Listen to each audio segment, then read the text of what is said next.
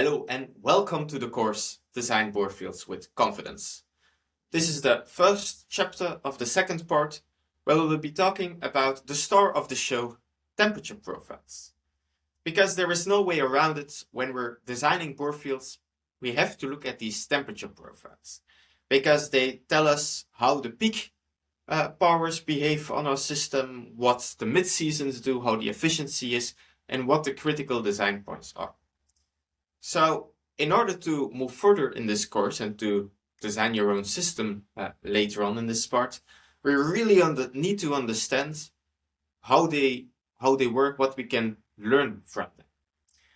So what you can see on this slide here is an hourly temperature profile. Now we talked last chapter about having either hourly profiles or monthly load profiles. This is an example with an hourly load profile. Now we have our time axis on the x-axis and we have our temperatures on the y-axis, and you can see two dotted lines. Now these dotted lines are, as we discussed last time, the temperature limits of your bore field.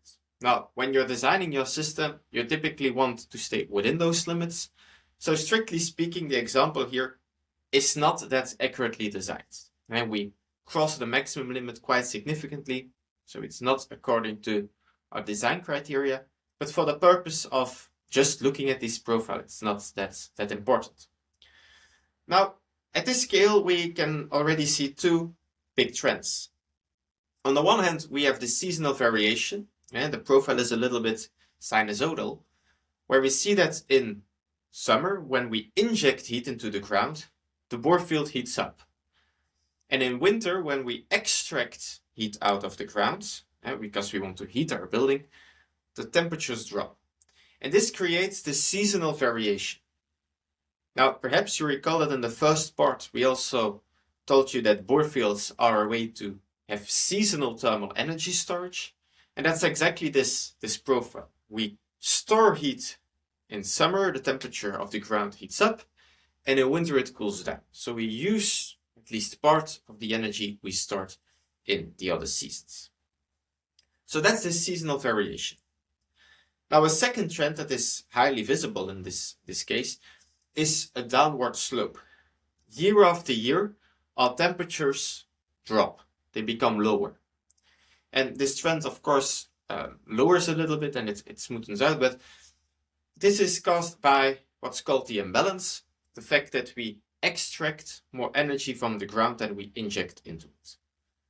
Now, the imbalance in this course is defined being positive when we inject more heat than we extract, and it is negative by convention when we extract more than we inject into it. So here we have a negative imbalance, the ground cools down. And in two chapters, we will explain how we can calculate this or how this is being calculated in the backend.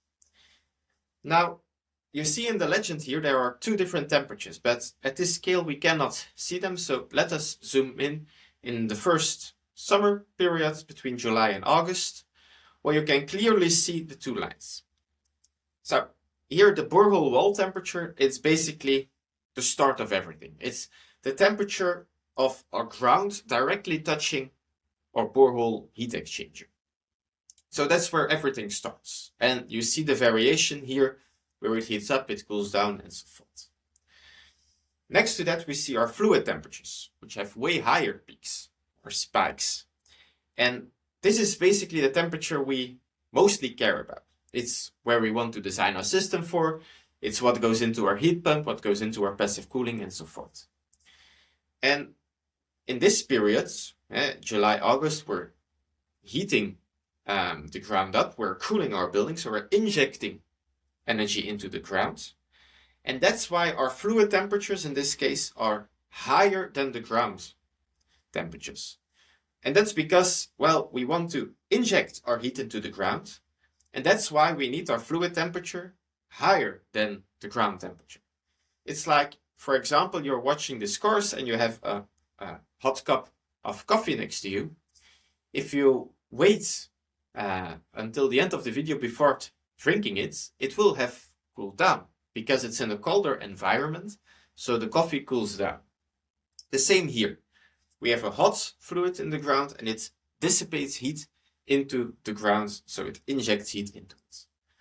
Now in winter, you will see that the fluid temperatures are lower than the borehole wall temperature, because here we want to get the heat out of the ground. And again, the difference or the relationship between the fluid and the borehole wall temperature we will discuss in the next chapter. Now this was for an hourly temperature profile. But as we said, for most projects this is not available, or we are in a too early stage and we just have yearly estimates, for example. What we then have is a monthly temperature profile. So here we have our heating, cooling, domestic hot water demand for every month of the simulation period, and we get a temperature profile that looks like this.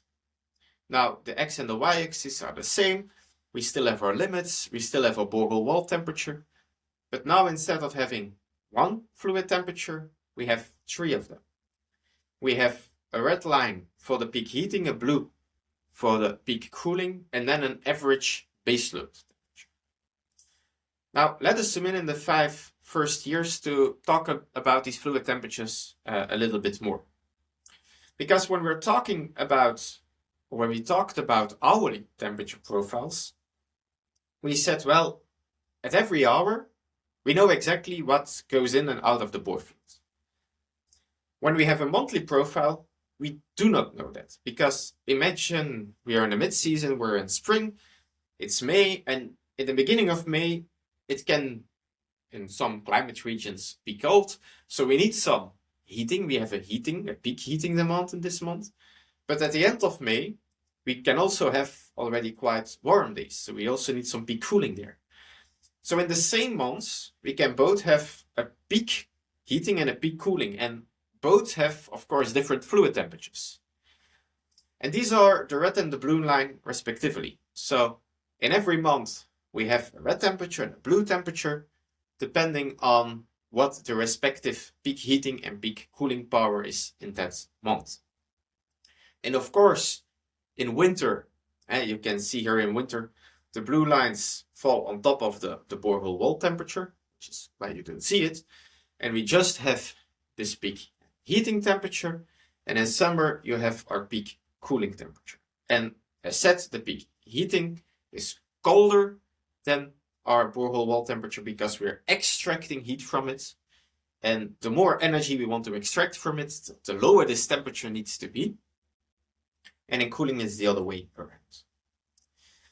Now, the question then remains is, what is this green line doing here? And this green line is basically a baseload temperature profile. So we said that in the same month, for example, in May, we can have peak heating and peak cooling. But on average, it will be only one of the other. So, for example, if we have a month and we sum all the heating load and all the cooling load, then we have either a net extraction or injection of heat. And if we, for example, have 730 kilowatt hours of energy being extracted from our system in a certain month, we know that this equals a constant baseload of 1 kilowatt of heat extraction. A month has 730 hours. So if we have 700 kilowatt hours of energy being extracted, it's a baseload extraction temperature of, or baseload extraction power of 1 kilowatt. And that's exactly this green line. So this green line is the temperature you would have when you just flat out all the peaks in the month and just calculate with the energy that's being extracted or injected. And you can see that it also follows the seasons. It goes down in winter because here, we extract more energy than we inject, and in summer it's the other way around. And this green line is, for example, of importance in some countries where you have both temperature regulation on the maximum or the peak powers, but also on average on the baseload temperatures. But this is also important, for example, if we want to look later on the seasonal coefficient of performance. The higher on average your fluid temperature will be, your baseload temperature will be, the better your efficiency of your system is. Now, another way to look at this base load temperature is it's like the best you can do. Now, what do I mean by that? Let's make it really extreme. We have our case where we have 730 kilowatt hours of heating demand for a building. We can either do that by having 1 kilowatt at every hour, theoretically, or by doing it with 2 hours, 350 kilowatts. Now, in the second case, our peak temperatures will be extremely high, right? Because we have quite a high power demand. And in the first case, where we just have a small base load temperature, or a small base load power, the temperatures will be more, or should I say it, more positive. They will be way closer to the borehole wall temperature.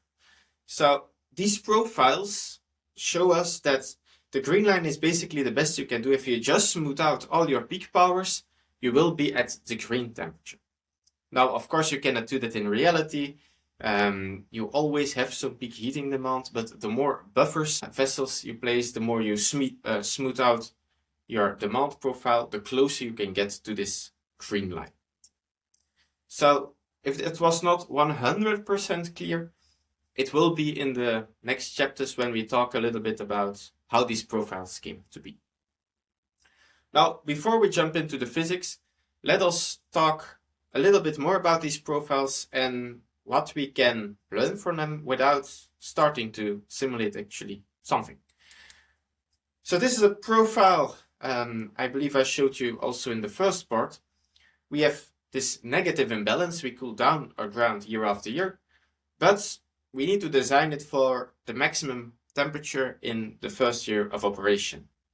Now, this can, for example, be an auditorium or a commercial building where we have some cooling demand, but on average, more energy being extracted and injected into the ground. Now, vice versa, we can also have this profile. This is, for example, an office building with quite a lot of computers, lighting, perhaps a data center. So there is quite a high cooling demand, quite a high demand of injection into the ground. So our ground cools or heats up year after year. And we are again limited by this maximum limit, but now not in the first, but in the last year of the simulation. Another profile can look, for example, like this. This is a typical residential profile in the mid-Europe, let's say, where we have quite a high heating demand. And we have also this downward negative imbalance because we have more heating demand than cooling demand. And perhaps you can see me coming. We can also have this the other way around, where we have a positive imbalance. We heat up the ground year after year, but we are still limited by this minimum temperature. Now, this can, for example, be the case of an office building in a really, really cold country, where you have, due to the internal gains, a temperature profile that goes up because we have a positive imbalance. But due to extremely cold winters, we can have quite high peak powers for heating, so we reach the limits also in the first year there. Now, if you track counts, we have now 4 different profiles, and that's what we call the Borefield quadrants. So every system you will see in this course, or in your whole life, will be one of these 4 categories. They will be either limited by the maximum fluid temperature limit or by the minimum fluid temperature limit. And this limit will occur either in the first or in the last year of the simulation. Now, why is this important?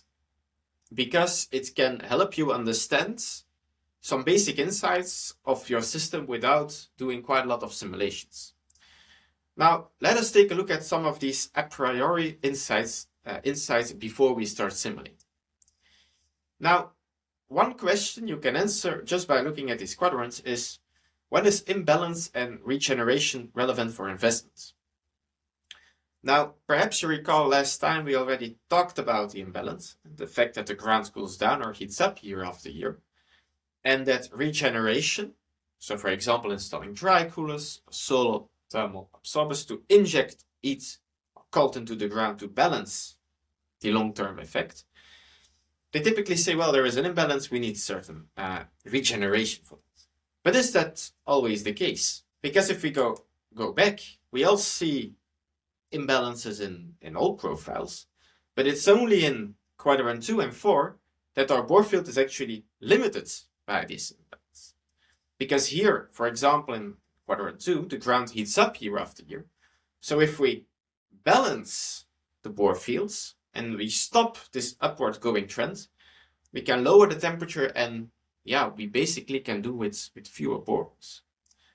But in cases 1 and 3, let's take 1 for example, yeah, our ground cools down, but we do not reach any limit in the last year. So if we install solar absorbers, for example, and inject extra heat into the ground to counteract this imbalance, yeah, our temperatures will rise towards the end of the simulation period, but this will not lower the total borehole size that we need, because it's limited by the first year of operation. So in 1 and 3, it does not make really sense from an investment point of view to talk about regeneration. Another question you can answer before simulating anything is, when is it advantageous to drill deeper? Because if you drill a deeper borehole, your borehole becomes warmer, and basically all your temperature profiles, they shift upwards. So when you drill deeper and the ground becomes warmer, this is really advantageous for quadrant 3 and 4, because here we have a problem with this minimum limit. And if our ground is 1 degree warmer, all the lines move up by 1 degree, and our total system will be a little bit smaller. Now, on the other hand, if you have a problem with your maximum limit already, and you make the ground even warmer, yeah, you need to increase your bore field size, because now we risk crossing the allowed temperature limit. So that's also an insight you can get without ever simulating anything. Now the last question, for example, you can answer by just looking at these quadrants, is, when is active cooling advantageous? Now, if you recall, active cooling was when we use our heat pump to create ice water, or we cool our building with our heat pump, and our heat pump injects temperature into the ground. And the advantage of that is that we do no longer have our limit of 16, 17 degrees for passive cooling, but we can go to 25 or even higher in some countries. And when is that important? Well, not in 3 and 4, because we do not reach these maximum limits, but in 1 and 2 we do. So if we increase here our maximum limits by a couple of degrees, yeah, our limitation basically goes away, and we can decrease the bore field size, making it more viable. So these were the insights you can get from these profiles just looking at them. And perhaps at the moment all of this is still a little bit vague, but in the next 2 chapters we will talk more about them. We will teach you how the fluid temperatures relate to the borehole wall temperatures, and how these long-term trends are actually being calculated. So afterwards, when we have all this physics, we will dive into GHG ourselves, make some simulations. It's highly suggested that you do the same, and then I'm confident that this will get more and more clear. So I'm looking forward to seeing you in chapter 2.